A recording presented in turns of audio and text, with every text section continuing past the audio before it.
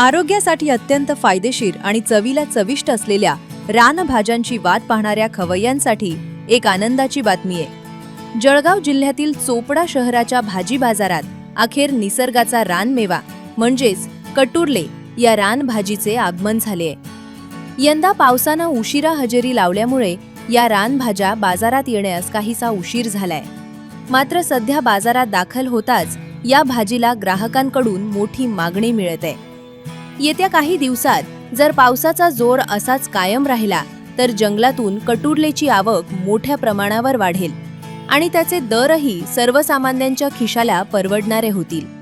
बाजारात सध्या शेतात लागवड केलेले कटुर्लेही उपलब्ध आहेत। मात्र ग्राहक नैसर्गिकरित्या जंगलात उगवणाऱ्या कटुर्ल्यांनाच अधिक पसंती देत आहेत, कारण या जंगली कटुर्ल्यांमध्ये अधिक चव आणि उच्च औषधी गुणधर्म असतात। जर तुम्हीही आरोग्यासाठी फायदेशीर असणाऱ्या रानभाज्यांचे शौकीन असाल तर चोपडा बाजारातील ही रानभाजी तुमच्यासाठी उत्तम पर्याय ठरेल।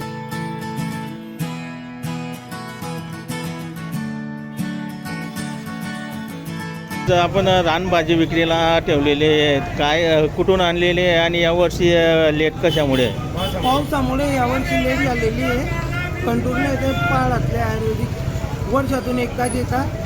पाऊस चालू झाला तेव्हाच येतील, ते नंतर येत नाही। यावर्षी पावसाळा उशिरा सुरू झाला। पावसाळा यावर्षी 1 महिन्यावर लेट झाल्यामुळे 1 महिना उशिरा यायला लागला। काय भाव आहेत? 100 रुपये पाव। 100 रुपये भाव।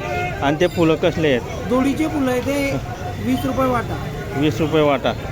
ते पावसाळ्यातच येत असेल? हो, एकाच वेळेस लागतात ते वेलाला। अच्छा, किती दिवसाचा सीजन आहे हा? फक्त 1.5 महिना। 1.5 महिना? 1 ते 1.5 महिना। हां, म्हणजे आता यावर्षी पावसाळा उशिराने सुरुवात झाल्याने उशिराने आता येत आहे। हो। कुठून आणताय आपण? हे 1700 उमरटी